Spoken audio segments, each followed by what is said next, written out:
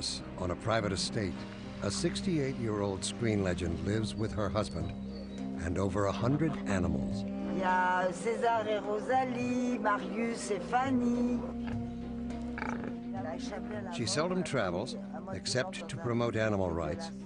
And when she does speak out, her comments often ignite firestorms of protest. But Brigitte Bardot is used to controversy. During the 1960s, Bardot was the ultimate icon of sex. She was young, and she was gorgeous. Brigitte was the girl you wished to live next door. And if she did, you'd move in. Movie star, trendsetter, Bardot was a symbol of uninhibited desire, an image she flaunted both on and off the screen. I used to lead a libertine life. I have changed husbands, lovers quite often. What do you want? To be beautiful and for you to love me.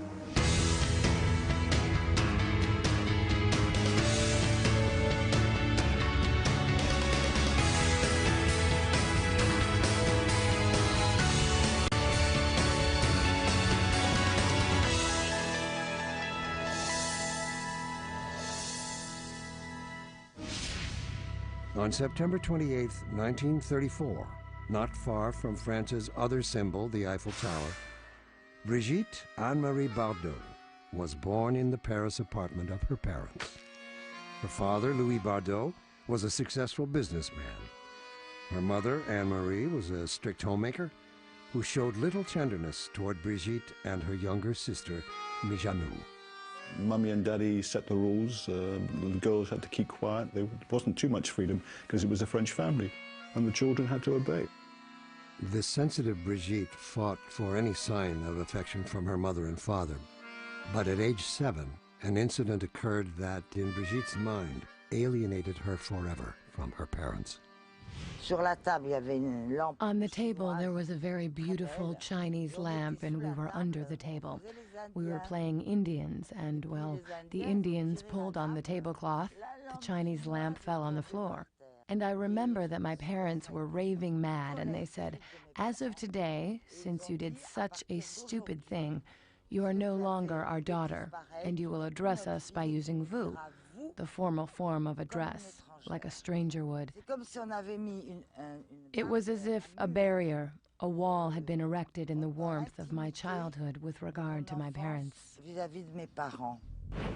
As a teenager, Brigitte was rigorously monitored, both at home, at dance class, and at Catholic school, where she was well-mannered and quiet. Inwardly, she dreamed of escaping her rigid world and hungered for love.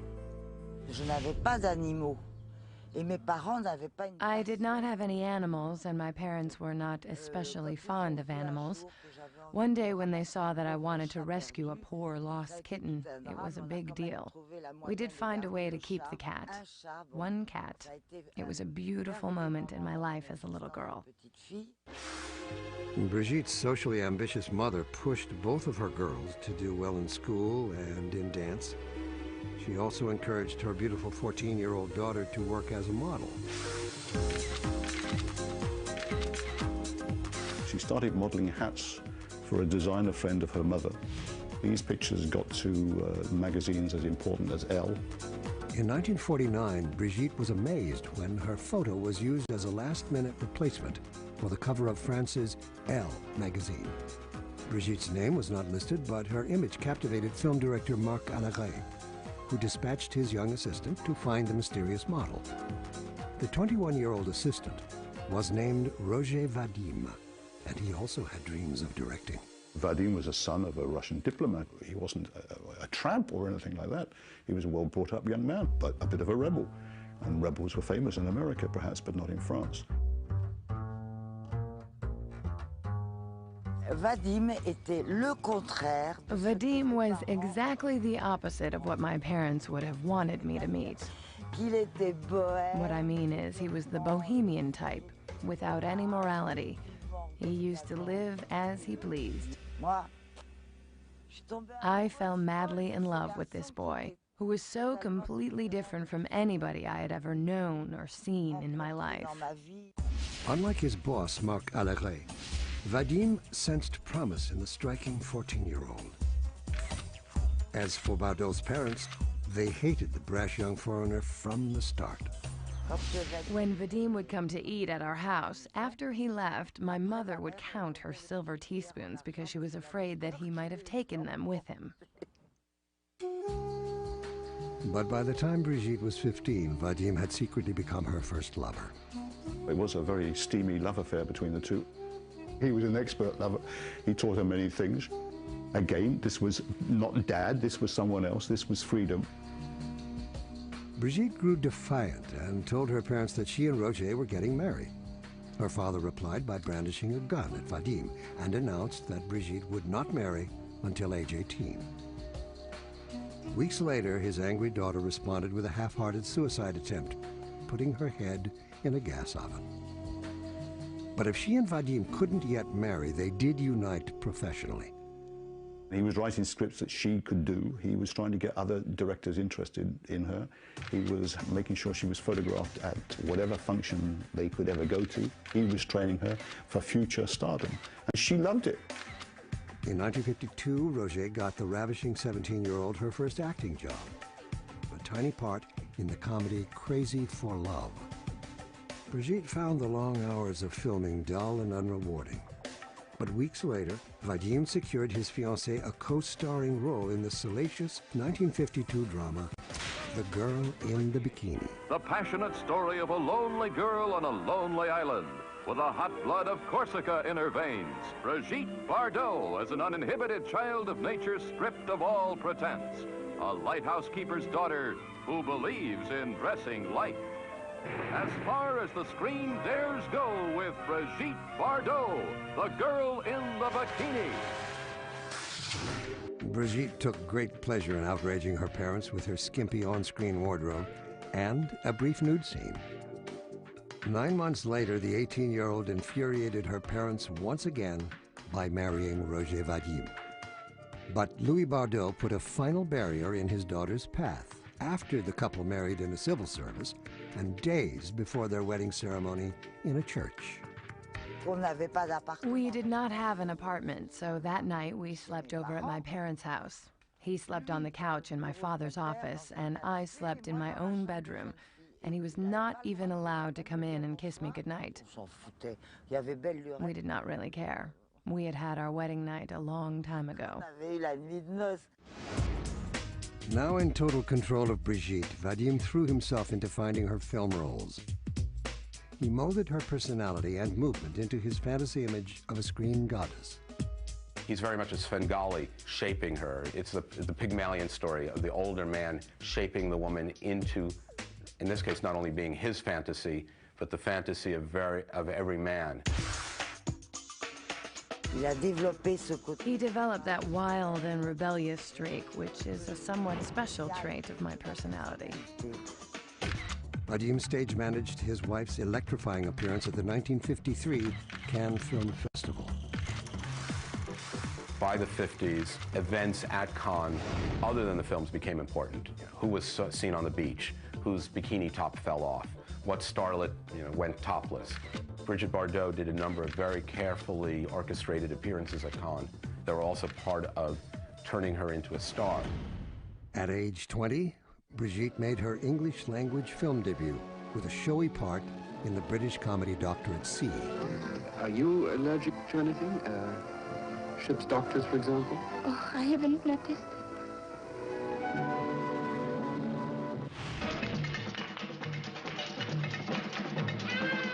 In France, Brigitte's earthy eroticism powered a string of low-budget comedies like That Naughty Girl. What a wonderfully gay and happy picture this is. More romantic than you've a right to expect. And she's lovelier than you ever imagined. Look at her and love her. Brigitte Bardot as Mademoiselle Pigalle. In America, Eisenhower-era filmmakers were straitjacketed by a strict production code which banned any nudity or explicit erotic content. Whatever sex made it to movie screens was conveyed only by suggestion. Particularly in American movies, like poor Marilyn's movies, would be play acting about sex, joking about sex. Because now I'm going to take you in my arms and kiss you. very quickly and very hard. Wait a minute! Never really getting in bed with anybody. But films like Bardot's were starting to find appreciative audiences in America's more cosmopolitan movie houses. It had the nickname the art skinema, because you would see the likes of Sophia Loren and Gina Lola Brigida in peasant blouses. This is the period in the United States, for example, of the Kinsey Report, Playboy magazine starting in 1953. So new sexual identities are being formed. At age 20, Brigitte Bardot was a busy actress, an achievement she hadn't pursued or wanted. But Roger Vadim had bigger ambitions, and for her next creation, he wasn't afraid to play God. You're 22, Miss Bardot, and you're one of the highest paid actresses in France. What do you think your success is due to? I don't know. You don't think it's got something to do with the sexy parts you play in your films? Oh, yes. Maybe, yes. Do you really enjoy making this kind of film, or do you want to be a serious actress? Oh, no, I prefer this kind of film. I will be a serious actress when I will be older. In 1956, Brigitte Bardot traveled to Saint-Tropez to begin work on a new film directed and written by her husband, Roger Vadim. This time, Vadim had a good-sized budget and a racy script that showcased Brigitte's rebellious sexuality. It was called And God Created Woman. Here is the drama of the life and loves of a young girl of today. Tormented by the desires that sweep her from a love she yearned for. A love she attains in a way she could never dream. A sizzling new personality in a film that will fulfill your every expectation. Stop laughing. Her sexuality doesn't seem forced. It's almost like a natural energy. You don't feel that the fantasy is of a woman who has guiles. She's a force of nature. Set in the pagan paradise of the French Riviera, swirls the fast-moving, fascinating story of a demon-driven temptress. But in France, sexy melodramas were hardly new, and at first, audiences there ignored the film. It was nothing. It had this young girl who pouted a lot and her clothes kept falling off, but no big deal. Then it went across the water to England. Explosion. The British loved the saucy French girls, the saucy French films. How lovely. And it was X certificate, which means you had to be a certain age to get in, so it must have been forbidden fruit. Wow! American filmgoers raised on sexual innuendo were even more excited by the movie's raw, explicit sexuality. And box office only grew when religious groups blasted Brigitte as a creation not of God, but of the devil. It's condemned by the Catholic Legion of Decency. It's given a C rating, which means going to it counts as a mortal sin. So it's not simply you'll be in purgatory for a while. You are damned if you see a C-rated film. Il est parti aux États-Unis. It was sent over to the United States and came back with a tremendous success. The Americans, that's you. Thank you. The film's surprising profits helped loosen the bonds of Hollywood censorship. Critics around the world hailed the 22-year-old as a fresh new wave in movie sex.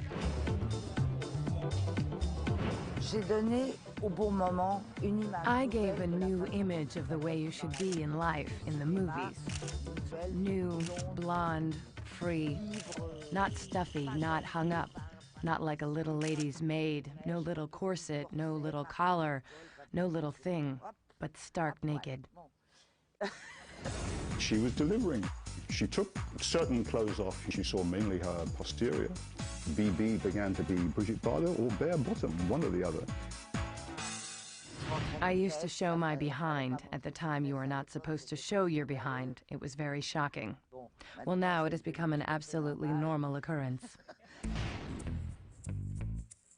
But by the time Bardot became a sensation, her marriage to Roger Vadim had reached an amicable end. She was having an affair with her leading man in God Created Woman, but you could say they were pushed into that by Vadim anyway, who wanted more realism on the screen. He taught me how to be so free that as a result, I left him for another man. That was his price to pay. I wanted to experience this life that I had been prevented from living. Well, okay, I was married, but just because I was married did not mean that I would always stay with the same man.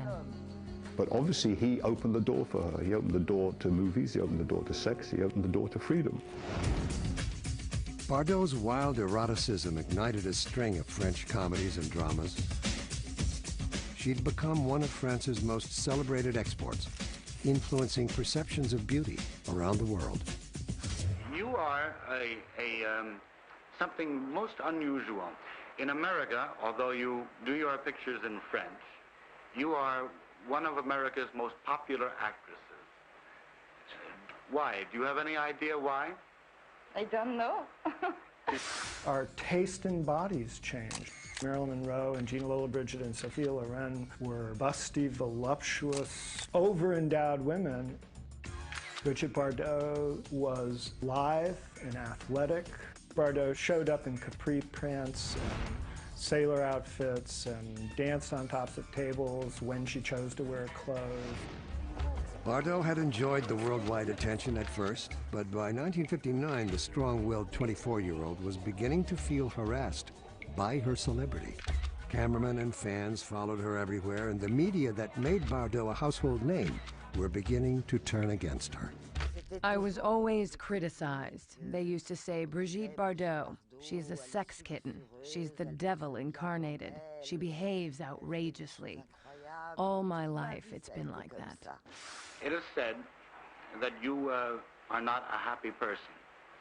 I am not an happy person. I have heard you quoted as saying. Yes, I am very happy. You are happy. Yes. You think you have everything in life you want? Of course. What are the things that you want from life? Nothing. Nothing at all? No, nothing. I'm very, very happy.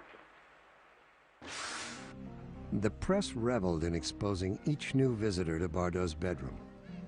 New to the list was her latest co-star, Jacques Charrier, who met Brigitte on the 1959 comedy Babette Goes to War. The Brigitte Bardot, who was merely a goddess of love, the cuddliest doll in the world, the dream girl of 75 million red-blooded American males, now is one of the funniest comedians on the screen. Just as beautiful, just as alluring, Brigitte Bardot wins medal for her best and funniest film, co-starring Jacques Charrier. She fell for him, just as she'd fallen for all the others. But this seemed to be somewhat deeper. He was semi-bourgeois himself. He was almost the kind of son-in-law that her father would have approved of. Bardot was swept away by her handsome co-star, but their romance had an unexpected consequence. France's symbol of sex was about to become a mother.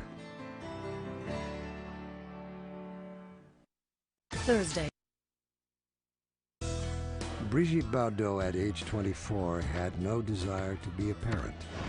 But in 1959, Jacques Charrier convinced Brigitte to keep their child and to marry him.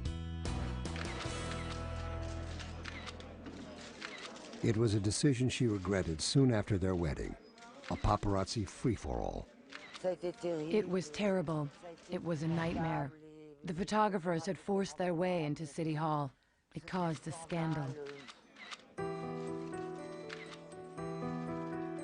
Bardot had been honest about her disinterest in having children, but after the birth of her son Nicolas became the news story of 1960, the 25-year-old star was attacked by the press for her lack of maternal instinct. I was not ready at all to have a child. It was really not the right moment to have a child. So that was very stressful for me because I knew that I was unable to do what you must do to take care of a child. I was myself already so overwhelmed by the photographers, consumed by fame, stardom. I was swallowed up by all that. By now, her marriage was equally miserable. Jacques had been ordered to report to Nice to do a mandatory 2 years of service in the French military. And what did he find when he got in the army? Everybody had pin-ups of his wife. If she had a problem with her image, what do you think he had with her image? And of course, total breakdown, a suicide attempt, and bailed out the army. The marriage was over, and that was the end of that. After divorcing Brigitte, Jacques Charrier was given custody of Nicolas.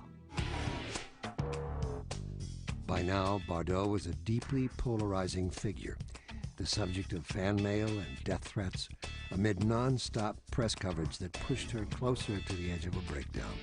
She couldn't go out in the street, she couldn't go to a restaurant, she couldn't eat. She was changing boyfriends rapidly, as if that might help her be anonymous. She was trapped. Get out of here, all of you! Get out! Get out! All Jill wanted was a man to hold in the privacy of her heart. But she was too much public property to have a very private affair. It was a little bit like living in hell. You are slandered. People debase you a lot. They act like they know things. They invent things. They cause you a lot of pain. They hurt you a lot. That is true.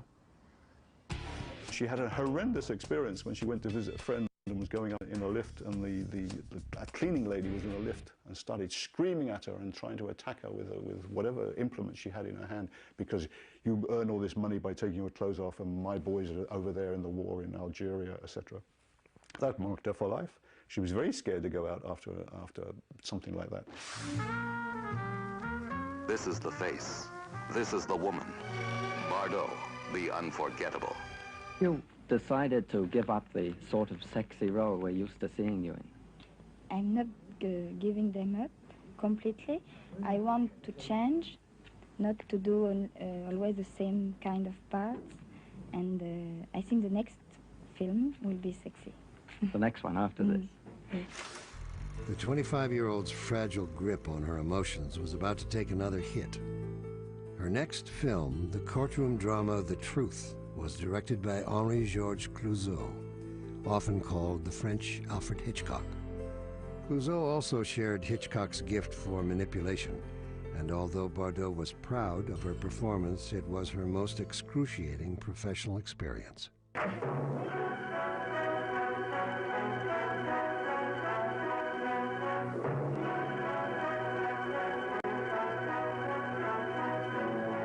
A story that sets a new standard in the making of motion pictures. See the new Bardot, directed by Clouzot, France's most startling and brilliant director. Clouzot was diabolical. He would tell me things to put me in the right frame of mind for the movie. Your life is over. You will never succeed at anything again. You have a bad reputation. Bon, moteur. All this so that in the court, in front of the jurors and all that, I would be destroyed. The character that I am playing swallows sleeping pills. We were about to wrap for the day, and I asked for some aspirin, and instead of giving me aspirin, he slipped me 2 sleeping pills, but I did not know. As a result, 2 minutes later, I was sleeping, snoring, drooling, etc. He destroyed whatever strength I had in me in order to give me that appearance of distress in the film. The pressure was too much. In September 1960, the day of her 26th birthday, Brigitte Bardot's unconscious body was found outside her home. She had slashed her wrists and taken an overdose of pills, just like the character she played in The Truth. The actress was rushed to the hospital where she was diagnosed as suffering from nervous depression. I felt cornered, trapped, smothered to the point of suffocation, to the point of just wanting to die.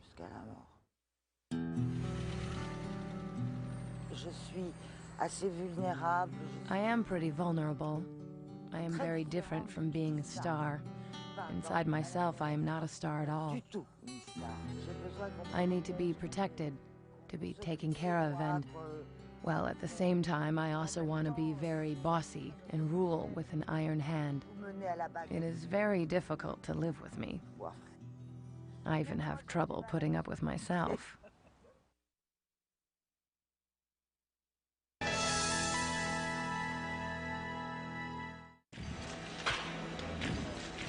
Just 3 months after attempting suicide, Brigitte Bardot returned to the only life she knew, making films. By 1961, she had already appeared in 29 movies. Some had top directors, like avant-garde maverick Jean-Luc Godard on the drama Contempt. Bardot at her bare, bold, and brazen best, bewitching as a brunette, breaking all the rules in the game of love. But no matter how prestigious the project, their exhausted star couldn't have cared less. She didn't seem interested in any of them. She had a contract, she signed it, she kept it, made a film, moved on, went off on holiday, had a new boyfriend, came back, made another movie, and very wisely invested her money. The 29-year-old did rise to one acting challenge when she was paired in 1964 with another French film icon, Jean Moreau, in the rollicking comedy Viva Maria. There was a competition between the two of us because she wanted to be better than me and I wanted to be better than her, and that was very good. It gave us the punch to be the best possible, each in our own style.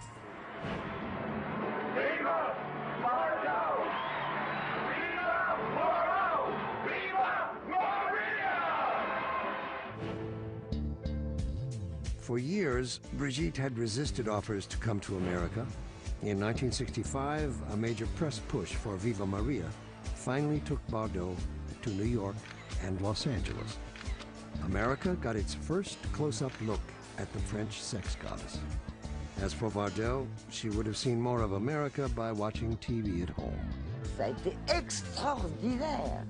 It was extraordinary. I saw neither New York nor Los Angeles because I was stuck in my hotel room. There were so many photographers.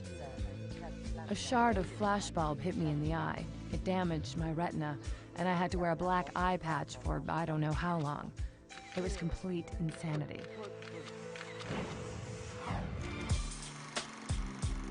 As for making Hollywood movies, Bardot still said no. Hollywood was Marilyn, and look how they treated Marilyn, she would say. I'm French, I'll stay here. If they want me, they can come here. In 1965, Hollywood finally agreed to the 30-year-old's terms. 20th Century Fox sent cast and crew to Paris to film a Bardot cameo in the comedy Dear Brigitte, starring Jimmy Stewart and 10-year-old Billy Mooney. B.B. Brigitte Bardot. Well, son, you never told me you corresponded with her. You never asked me. Oh, I never thought about it. Well, you wrote to her, huh? Every night. Every night? Dear Brigitte, which is about an American little boy madly in love with Brigitte Bardot, and very much about this American fascination with things French. This is the house of Brigitte Bardot. So they recreated her home in Paris and shot for less than a week. It must have cost a fortune, but that was the only way she agreed to be in the movie. My name is Leaf. Which one is Erasmus? Enchantée, Mademoiselle Bardot. Mais vous parlez français? C'est merveilleux. Comme je suis contente de vous connaître. Je vous remercie pour toutes les gentilles lettres que vous m'avez envoyées. I was the first American actor to get a screen kiss from Brigitte Bardot. I don't know if I was the first American actor to get a kiss from Brigitte Bardot, but on screen anyway, it was Mumi. Oh, she was a fabulous kisser. Oh, sweet.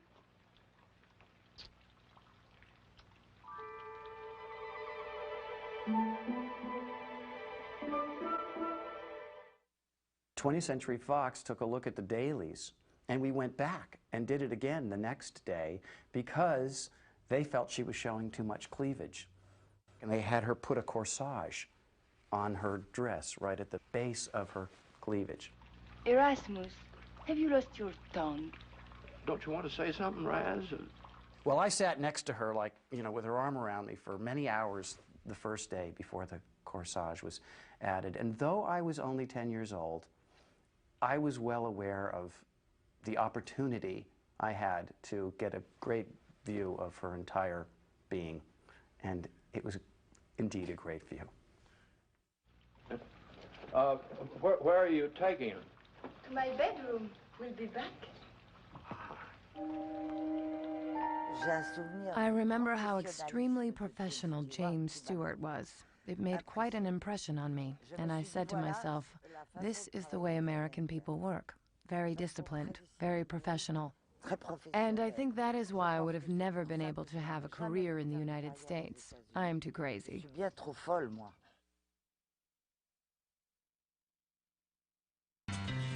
By 1966, new styles of fashion, movies, and music were sweeping the world, and 31-year-old Brigitte Bardot was now competing with a younger generation of erotic icons. But Bardot herself was changing with the times, adopting a new look, and turning pop singer. She starts to play into that, sporting miniskirts, being part of the new generation. It seems to me appropriate that one of her hit songs in the 60s is Bonnie and Clyde, a song that is about the woman as rebel, and especially given the film, given Faye Dunaway, is about how you make your rebellion through clothing as much as through crime against the system. But Bardot hadn't changed her style when it came to her need for many lovers. The problem with all the boyfriends is, did they love her or did they love Brigitte Bardot? And was the image true? And that was probably more upsetting to find that they were in love with the wrong side of Bardot than those trying to make money out of her and exploit her. And there were a lot of both. In 1966, a man entered Bardot's life who didn't need her money.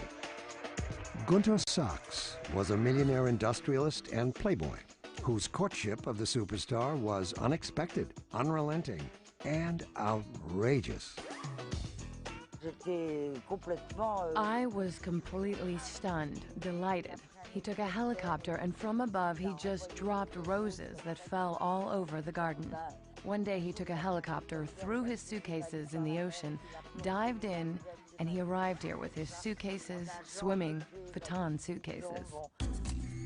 1 month later, Gunter and Brigitte married in Las Vegas, flying there on a jet loaned by Gunter's friend, Ted Kennedy.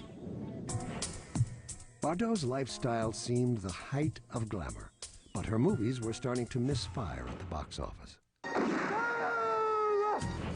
In 1968, the 33-year-old teamed with Sean Connery for the western Shalako.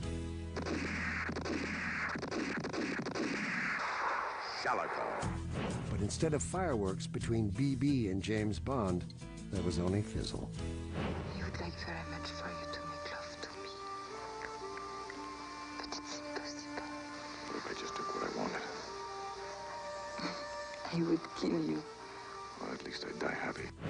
The film is generally very poorly received. The critics have their claws out for her. The real icon in that film is, by that time, Sean Connery. And if anybody goes to the film, it's to see James Bond, not Brigitte Bardot. Now, this surely must be something you have thought about in the future, in terms of what is going to happen to your career. I don't know what it will happen with my career. I know only what it will happen now with me. I don't know. I don't want to think about the future. By 1968, Brigitte's high-flying marriage to Gunter Sachs had also fallen back to earth. Bardot was tired of their non-stop travel and the entourage that surrounded them. In 1969, the pair divorced. I quickly found it was very superficial and without much interest. This was not at all the real me. It was wonderful, but... 15 years earlier, Bardot had helped usher in an age of sexual frankness on film screens. But by the early 1970s, others had pushed that candor all the way into X-rated porn. The actress hated the trend, and her attempts to seem with it in her latest movies didn't please fans or critics. What do you want? To be beautiful, and for you to love me. Bardot, living a timeless intermezzo filled with truth, beauty, and abandon. Bardot's films almost seem to start to look like softcore porn, attempts to corner a sex market. And I think she realizes that it's time to leave the cinema. She always said she'd retire when the image in the mirror told her to and when her fans told her to. She said that Brigitte Bardot will never be 40. And so she quit at 39. That's how I one day managed to say ciao to the movie business. Nobody believed it. Everybody was saying she is having a tantrum. She is going to come back. But leaving the cinema hardly meant an end to drama or controversy for Brigitte Bardot. In fact, in the years to follow, she would become more notorious than ever.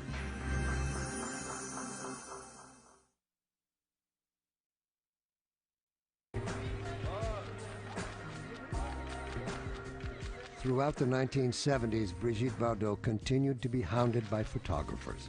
Now in her 40s, she endured frightening encounters with deranged fans and dangerous stalkers.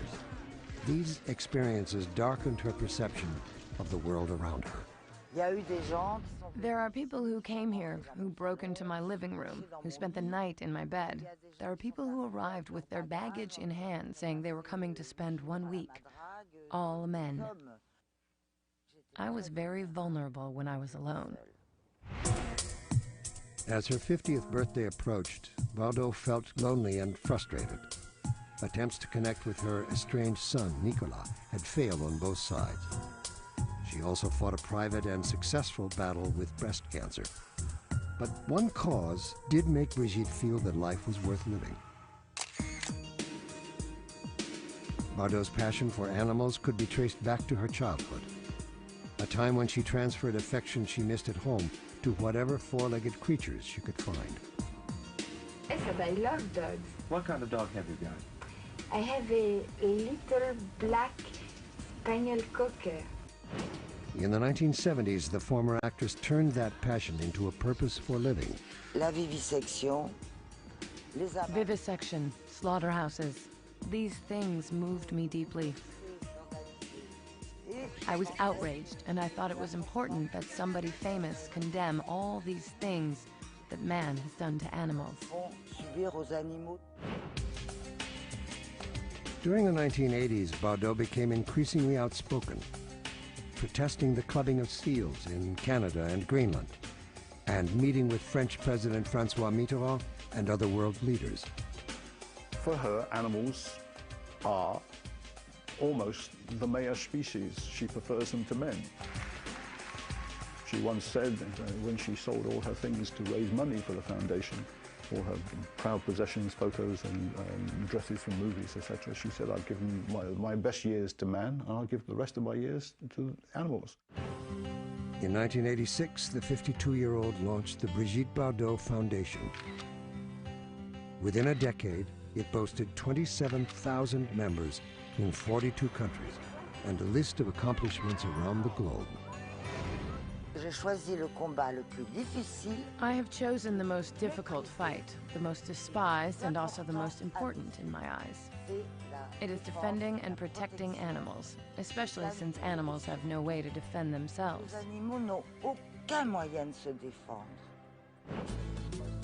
In 1992, the 57-year-old met the man who would become her partner in her struggles. Bernard Dormal was a film distributor and a close friend of controversial right-wing politician Jean-Marie Le Pen. Bardot, whose own politics were increasingly conservative, found Bernard fascinating. I don't know why, but as she was leaving, I gave her a kiss goodbye, and I whispered 2 or 3 nice words that must have moved her. Women are so mysterious. All that for a kind word. This actually proves that she has a childlike side to her. 2 months later, the couple quietly married. My current husband loves me for myself and not my image. And I am going to tell you, he is really patient because it is not easy to love a woman who takes care of animals all day long. Voilà. Allez, un concurrent par-ci, un concurrent par-là. My role is to try to protect her, to help her, and to have her love me.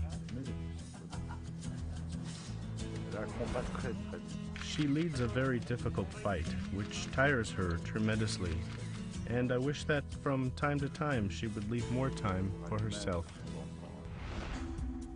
By the 1990s, Bardot had also become a blunt critic of French society, and many who listened to her were disturbed by what they heard. In 1998, the 64-year-old was charged with slander and fined over $3,000 by a French court for comments she had made in an article blasting Islamic immigrants to France. Her 2003 book, A Cry in Silence, sparked further controversy for passages in which Bardot angrily criticized the homeless, interracial children, and homosexuals. But in many quarters, there's a lot of suspicion and dismay at her move towards the political right. She says that Jean-Marie Le Pen is one of the only two politicians she has any respect for, and she finds him a graceful and intelligent man, a person that most people would think of as a right-wing thug. So for a lot of people, she's damaged her image.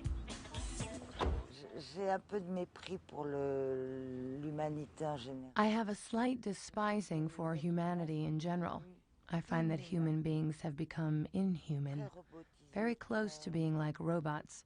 Very few people have nice things to say or do. Mélodie! César! I have a lot of mistrust with respect to most of this humanity that scares me, and that has also hurt me deeply. That is the reason, I think. Despite the controversy she continues to trigger, Bardot's iconic image as a sex goddess still finds new admirers and imitators. You have Claudia Schiffer very clearly basing herself on Bardot. So I think there is an attempt to say, let's look for what's strong within her image, which is women standing up for themselves. Nearly half a century after she exploded onto movie screens, Brigitte Bardot has yet to surrender her place in the world's erotic imagination. I would like very much for you to make love to me. As a fiery, liberated woman and a blazing icon of the sexual revolution. She had an enormous impact on everything she touched. She had an impact on cinema, she had an impact on fashion. She led the field everywhere. And as far as sex on screen was concerned, there was nobody better. And sex off screen, apparently there was nobody better either. Des regrets, non, j'ai pas. Regrets? No, I don't have any. Because I believe that I've always done what I needed to do at the time it was needed in order precisely not to have any regrets. Bon, alors maintenant, je voudrais... I give a big kiss to American people. I adore you. Mm.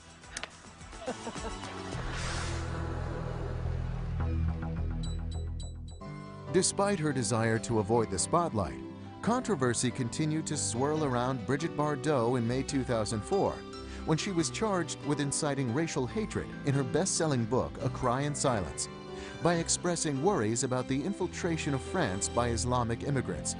She was convicted in June and ordered to pay $6,000, the fourth such fine for the former sex symbol since 1997. Her luck in dealing with animals is a bit better. The Brigitte Bardot Foundation is active around the world, successfully challenging corporations and governments to protect animal rights. Now in her 7th decade, this complex, outspoken woman promises to remain as untamed as ever.